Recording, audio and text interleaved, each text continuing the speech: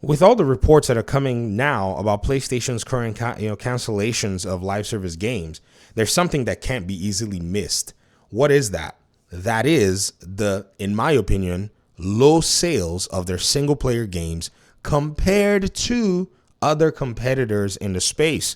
And I have to say that compared to other competitors in the space, PlayStation has always invested a lot in its single player games. In fact, we've been talking even more recently about how the expenses are growing in terms of how they actually make these games. And now, when you kind of think about it, ladies and gentlemen, it's very interesting to see that they're trying to jump into the live service thing. I mean, for many people who are listening to the cancellations, I also want you to think about the possibility of, even the other 2 or 3 games that are still in the works.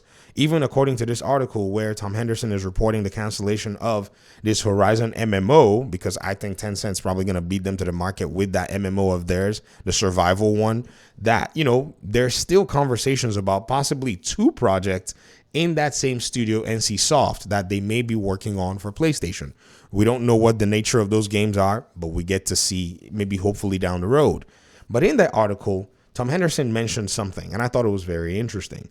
He said, as of May 9, 2023, Horizon Zero Dawn, Horizon series has sold over 32 million copies worldwide, over 8.4 million of which were Horizon Forbidden West.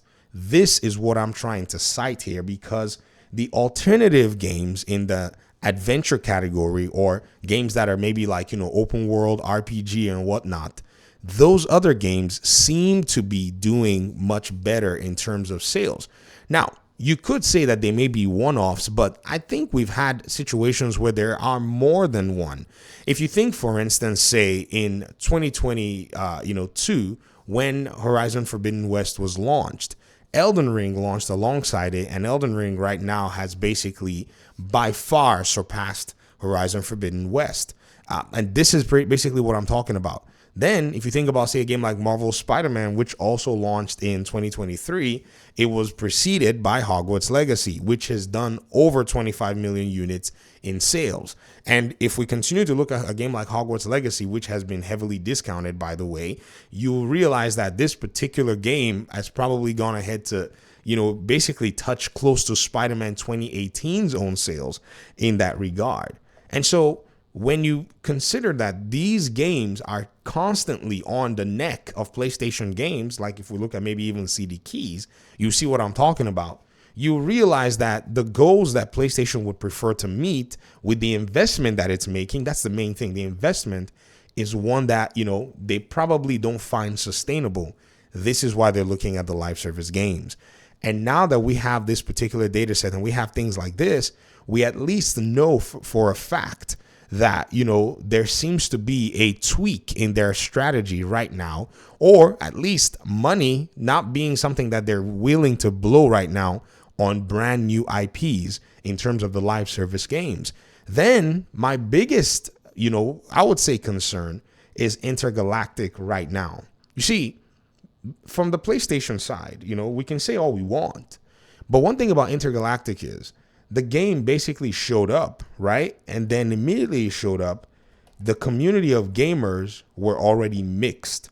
This was already a very interesting sign that this particular game is going to get a very interesting treatment at any rate. Now, I got to say something. When Naughty Dog launched The Last of Us Part 2, right? That game came with a mixed bag of reactions and responses.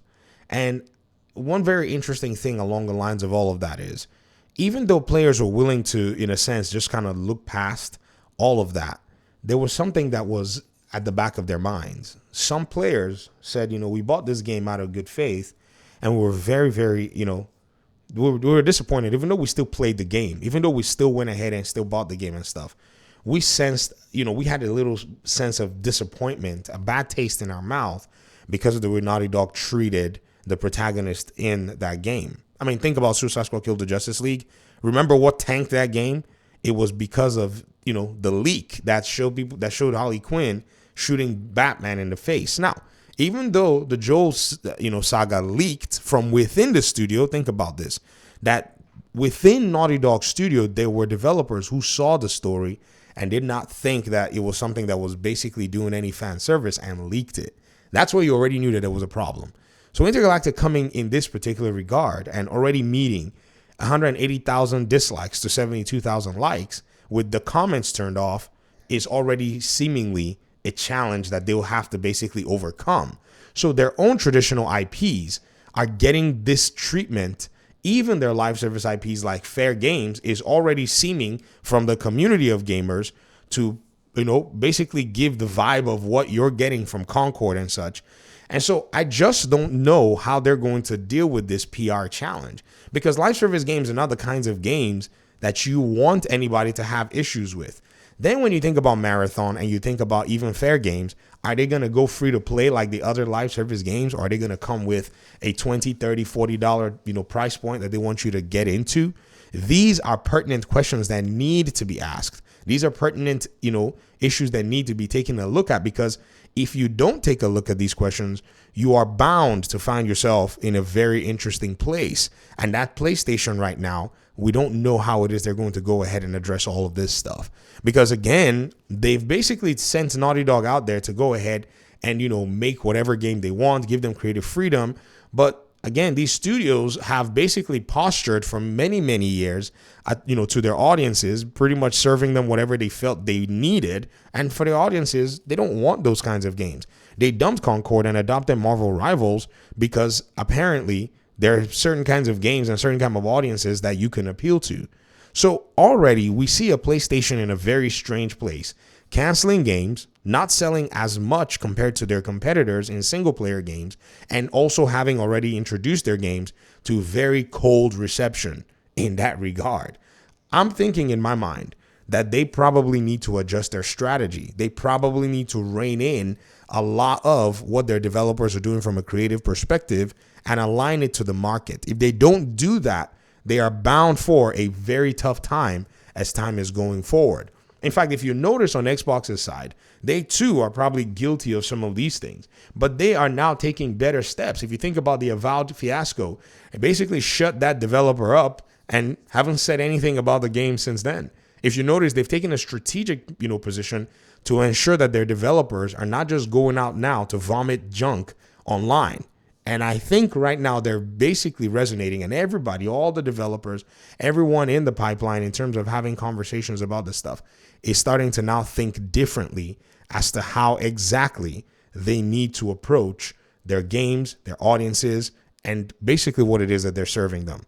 If they're not thinking about this, if they're not taking this approach, they really are bound for a wild, wild ride in 2025 and the ongoing years ahead. Talk to me in the comment section. I appreciate you guys' time and audience. Hopefully we'll talk pretty soon in another one. Peace out.